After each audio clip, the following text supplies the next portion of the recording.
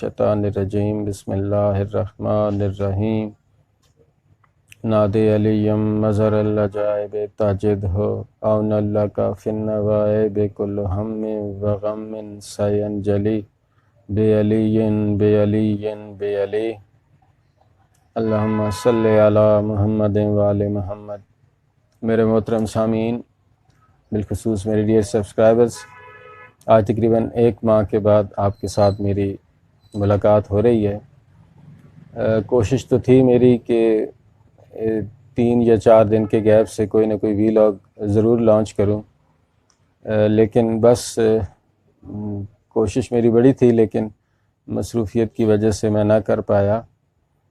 لیکن میرے دل میں یہ بھی تھا کہ میں نے بہت دعوے کیے تھے، کمٹمنٹس کی تھی اپنے سامعین کے ساتھ، تو کہیں یہ نہ سمجھا جائے کہ پتہ نہیں شاید غائب ہو گیا یا شاید بھاگ گیا، شاید پہلو تو ہی کر لی۔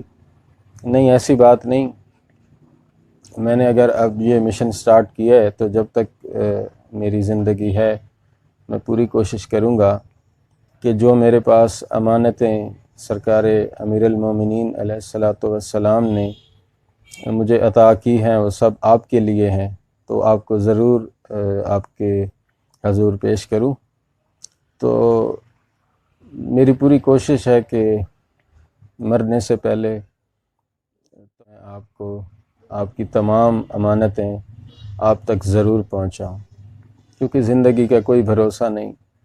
تو یہ نہ ہو کہ میں سرکار کی بارگاہ میں جب ان کے حضور میری پیشی ہوگی تو کہیں یہ شکوہ، یہ گلہ نہ مولا کی طرف سے سننا پڑے کہ میں نے تجھے امانت ہی دی تھی مومنین کے لیے اور تو نے ان تک پہنچائی نہیں۔ تو انشاءاللہ جب تک میری زندگی ہے میں انشاءاللہ آپ کی حضور اسی طرح پیش ہو کر، اور انشاءاللہ میں اپنی تمام کوششوں کے ساتھ ساتھ اپنی تمام کمٹمنٹس کو پورا کرنے کی پوری کوشش کروں گا۔ آج عزاداری پر کچھ گفتگو کرنا چاہوں گا، اور عزاداری کی نسبت بالخصوص کربلا سے ہے، اور کربلا اپنے بالخصوص 2 پہلو رکھتی ہے، ایک ظاہری اور ایک باطنی۔ اور اگر اس کے باطن کی بات کی جائے اور اس کے باطن میں اس کے جو اسرار، غیوب، عجائبات، کرشمات، لطائفات، عجائبات، ولایت اور اس کی حقیقی، اس کی عزاداری کی حکمت جو اس کے باطن میں پوشیدہ ہے، اس پر یہ وہ چیزیں ہیں، یہ وہ راز ہیں جو ہر ایک کے لیے نہیں ہیں۔ یہ بالکل ایسے ہی ہے کہ جیسے قرآن پاک ہے، اس کی آیات ہیں 6666، وہ ہر ایک کے لیے اویلیبل ہیں، موجود ہیں، یعنی کوئی بھی ان کو پڑھنا چاہے، کوئی بھی ان کی تلاوت کرنا چاہے، کوئی ان کی زیارت کرنا چاہے، دنیا کا کوئی بھی شخص اس کو دیکھنا چاہے، اس کو پڑھنا چاہے، اس کے لیے آسانی ہے۔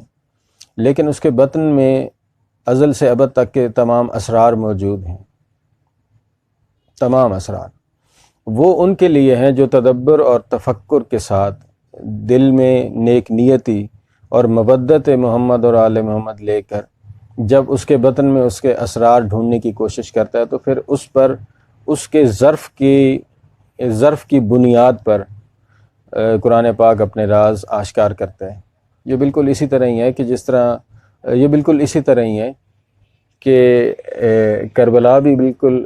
کربلا کا معاملہ بھی بالکل ایسے ہی ہے کہ اس کے اسرار، وجوب، عجائبات، کرشمات، لطائفات، اس کی ولایت، اس کی عزاداری کی حکمت، وہ ہر ایک کے لیے نہیں ہے۔ وہ جو بھی دل میں مودت کا پیمانہ جو بلند کرتا ہے اور پھر کربلا کے اس باطن میں، اس کے باطن میں جھانکنے کی کوشش کرتا ہے، تو پھر اس پر راز کھلتے ہیں۔ میں بس ایک بات صرف یہاں پر کر کے تو اس کے کربلا کے جو ظاہری پہلو ہیں ان پر بات کرنا چاہوں گا۔ سامعین محترم، سرکار مولا سلطان کربلا امام حسین علیہ الصلوۃ والسلام انہوں نے جب کربلا کی زمین خریدی تو اپنے شہزادہ علی اکبر علیہ الصلوۃ والسلام کے نام کر دی۔ یہ کبھی میں نے سنا نہیں اور کبھی کسی کو میں نے اس چیز پر غور کرتے نہیں دیکھا۔ اس پر میں نے غور کیا کہ دیکھیں کہ اگر اس کو وراثتی پہلو سے دیکھا جائے کہ وراثت کے طور پر اگر وہ اپنے بیٹے کو دینا چاہ رہے تھے تو وراثت تو پھر ساری اولاد میں تقسیم ہوتی ہے، تمام بیٹوں اور تمام بیٹیوں کو ان کے جو حصہ بنتا تھا اس کے مطابق ان کو دیا جاتا، لیکن مولا نے صرف اپنے اس شہزادے کو کربلا کی ساری زمین ان کے نام الاٹ کر دی۔ تو اس کا مطلب ہے کہ اس کے پیچھے کوئی راز ہے۔ اب یہ میں نے صرف ایک پہلو بیان کیا، اب یہ کربلا کا باطن ہے۔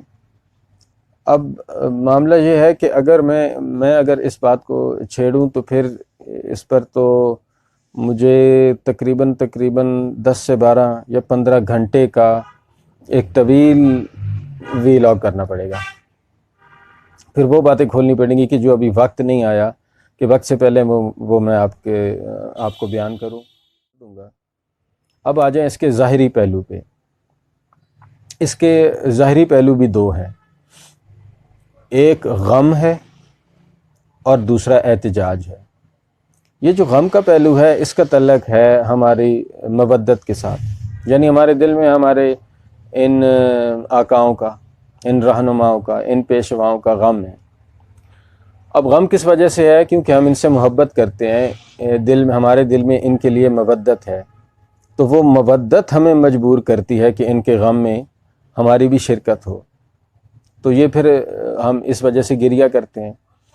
اور احتجاج کے تعلق ظلم کے ساتھ ہے کہ ان کو جو بھی انہوں نے غم دیکھے کربلا میں، اور پھر بڑے ظلم کے ساتھ وہ غم کے پہاڑ ان پر توڑے گئے، تو اس ظلم کا تعلق اس پہلو کے ساتھ ہے، احتجاج کے ساتھ، اور غم کے پہلو کا تعلق ہے گریہ کے ساتھ۔ تو دیکھیں اب گریہ، دیکھیں اب اس ٹائم اب میں گھر میں موجود ہوں، میں اپنے مولا کو یاد کروں تو ان کے غم کو یاد کروں، کربلا میں ان کی قربانی کو یاد کروں، ان کی شہادت کو یاد کروں، تو میرا دل شکستہ ہوگا اور میں گریہ کروں گا، تو یہ عبادت ہو گئی۔ تو یہ عبادت تو گھر میں بھی کی جا سکتی ہے۔ تو پھر غیروں کا ایک سوال تو ہے نا کہ آپ نے اگر غم منانا ہے اپنے مولا کا تو آپ گھر میں منائیں یا بارگاہوں کے اندر، کیونکہ بارگاہ کے اندر مجالس ہوتی ہیں، اس میں جب مصائب سنتے ہیں پڑھتے ہیں تو پھر گریہ ہوتا ہے۔ تو یہ بھئی آپ بارگاہ کے اندر یہ سارے معاملات کر لیں، ٹھیک ہے۔ گریہ ہم گھر میں بھی کر سکتے ہیں، سفر میں کر سکتے ہیں، امام بارگاہ میں کر سکتے ہیں، چار دیواری کے اندر کر سکتے ہیں، مگر یہ جو غم کے پہاڑ ٹوٹے، جو ان پر ظلم ہوا، اس ظلم کے خلاف ہم نے احتجاج کرنا ہے، اور احتجاج گھر میں نہیں ہوتا، احتجاج گھر میں نہیں ہو سکتا، احتجاج ہمیشہ باہر ہوتا ہے۔ باہر مطلب چوکوں میں، بازاروں میں، سڑکوں پر۔ اور دیکھیں احتجاج امام حسین علیہ السلام کے اس احتجاج نے دنیا کو احتجاج کرنے کا اور اپنے پر ٹوٹے ہوئے کسی بھی ظلم کے خلاف بولنے کا سلیقہ سکھا دیا۔ اب ہمارے پاکستان میں دیکھیں کتنے ہی ایسے معاملات آج کل ایسے ہو رہے ہیں، ماضی میں ہوتے رہے۔ میں آپ کو وکلاء کی تحریک یاد دلاتا ہوں، جو آج سے 13-14 سال پہلے کی تھی۔ اس میں آپ کو یاد ہوگا کہ وکلاء نے بڑے جوش اور اپنے جذبے کے ساتھ اپنے ایشو کو لے کر، تو ایک ایسا مرحلہ بھی آیا کہ انہوں نے ماتم شروع کر دیا، حتیٰ کہ میں نے دیکھا کہ انہوں نے کوٹ ٹائی شرٹس بنیان تک اتار دی اور انہوں نے ماتم کیا حکومت وقت کے خلاف۔ تو اب یہ احتجاج، اب دیکھیں اس وقت اس دور کا میڈیا اٹھا لیں، یا چلیں اس دور کا نہیں، آج کا کوئی احتجاج دیکھ لیں، تو اس وقت بھی ایشو پہ بات ہوئی، اگر تنقید کی گئی یا اس کی حمایت کی گئی تو بات صرف ایشو کی ہوئی۔ اس بات پر بالکل کسی نے اعتراض نہیں کیا کہ ان کے احتجاج کا یہ طریقہ غلط ہے ان کا سڑکوں پہ نکلنا غلط ہے۔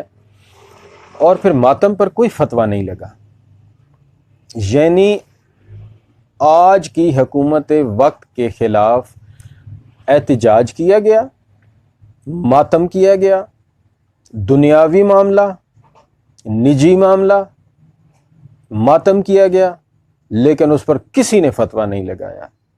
اور ہم جب امام حسین علیہ السلام کے حق میں ان پر کیے گئے ظلم کے خلاف جب احتجاج کرتے ہیں، ماتم کرتے ہیں، تو اس پر فتوے لگتے ہیں۔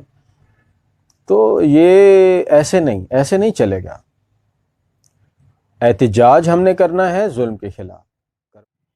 اور ہاں سامعین محترم، مجھ پر ایک سوال ہوا کہ سرکار امام سلطان کربلا امام حسین علیہ السلام نے جو فرمایا تھا کہ جیسے اصحاب مجھے ملے، بھائی حسن کو نہیں ملے، بابا علی کو نہیں ملے، نانا محمد کو نہیں ملے، تو سوال یہ مجھ پر ہوا کہ جناب سلمان صحابی جناب رسول خدا جناب مولا علی المرتضیٰ اور وہ صحابی امام حسین علیہ السلام بھی ہیں، تو پھر مولا کا یہ فرمانا کہ جیسے اصحاب مجھے ملے ایسے بھائی حسن، بابا علی، نانا محمد کو نہیں ملے، تو وہ اب سوال کرنے والے جو میرے بھائی تھے مجھ پر یہ بات کرنے کی کوشش کر رہے تھے کہ جناب سلمان بھی تو اصحاب مولا حسین میں شامل ہیں۔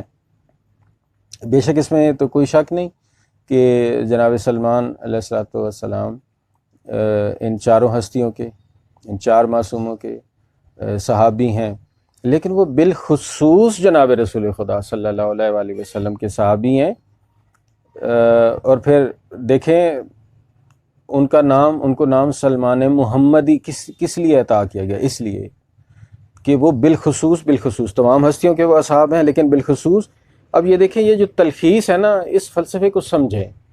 میں آپ کو اس کی ایک مثال دیتا ہوں اس بات کو سمجھانے کے لیے۔ دیکھیں، اب میں آپ سے ایک سوال کرتا ہوں، آپ میں سے ہر شخص محمد و آل محمد علیہ السلام کے گھرانے میں کتنی ہی بے شمار ہستیاں ہیں، لیکن آپ کسی ایک ہستی سے بڑی خاص لگاؤ اور مودت اور محبت رکھتے ہیں، ان کے فضائل سننے میں یا ان کو یاد کرنے میں یا ان کے حضور آپ دعا کرتے ہیں، ان کے فضائل سننے میں آپ کو بڑا لطف ملتا ہے۔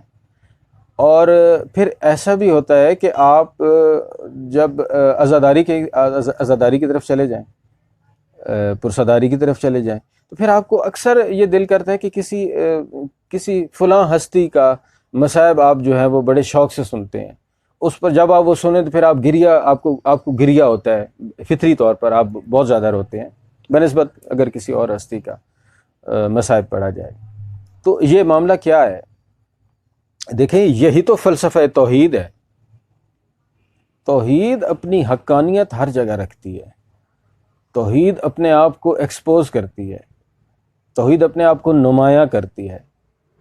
توحید نے اپنی دھاک کیسے بٹھا رکھی ہے کہ دیکھیں، یہ تلخیص کا معاملہ یہی آپ کو اس وحدت اور توحید کے معاملے کی طرف لے کے جاتا ہے کہ توحید وہ شے ہے کہ جو ہر شے میں، ہر معاملے میں موجود ہے۔ مولا نے جب یہ فرمایا کہ جیسے اصحاب مجھے ملے، وہ بالخصوص شہدائے کربلا، اصحاب کربلا کی بات کر رہے تھے۔ اب جناب میثم تمار ہیں، کیا انہوں نے زیارت نہیں کی ہوئی؟ کیا انہوں نے مجلس نہیں کیا مجلس میں مولا حسین علیہ السلام کی مجلس میں نہیں بیٹھے؟ کیا ان کے زیر سایہ نہیں رہے؟ جناب میثم تمار، ان کی بات کر رہا ہوں۔ تو پھر آپ تحقیق کر کے دیکھ لیں، واقعہ کربلا سے یہ ذی الحج کے آخری عشرے میں ان کی شہادت ہے، یعنی ان دنوں میں شہادت ہے کہ جب مولا بالکل سفر کرتے کرتے کربلا کے قریب پہنچ چکے، اب وہ شہید ہوئے ذی الحج کے آخری عشرے، یعنی ذی الحج 60 ہجری کو آخری عشرے میں، اس کے آخری 10 دنوں میں وہ شہید ہوئے، لیکن وہ شہید کربلا نہیں ہے۔ اب وہ امام حسین علیہ السلام کے بھی صحابی ہیں، لیکن جب مولا یہ فرما رہے ہیں کہ جیسے اصحاب مجھے ملے، تو وہ ان کی بات کر رہے ہیں کہ جو ان کے ساتھ کربلا میں شہید ہوئے۔ میرا خیال ہے کہ میرے اس سوال کا جواب میرے بھائی تک اور ان کے ذریعے سے آپ تک بھی یہ بات پہنچ گئی ہوگی۔ تو بس تھوڑا سا غور کرنے کی ضرورت ہے، بس تھوڑی تدبر کرنے کی ضرورت ہے اور دل میں مودت نیک نیتی لے کر آپ مولا کے حضور جب بھی ان کی کوئی معاملہ سمجھنے کی کوشش کرتے ہیں تو پھر وہ آپ کی مدد کرتے ہیں۔ اب انشاءاللہ میں اس پر ایک پورا ویلاگ کروں گا کہ کیسے آپ مربوط ہو سکتے ہیں سرکار حجت زمانہ، امام زمانہ، سرکار قائم آل محمد، بقیت اللہ، منتقم آل محمد علیہ الصلوۃ والسلام سے اپنے آپ کو کیسے مربوط کر سکتے ہیں۔ تو انشاءاللہ بہت جلد آپ سے ملاقات ہوگی ایک نئے ویلاگ کے ساتھ۔ یا علی مدد، خدا حافظ۔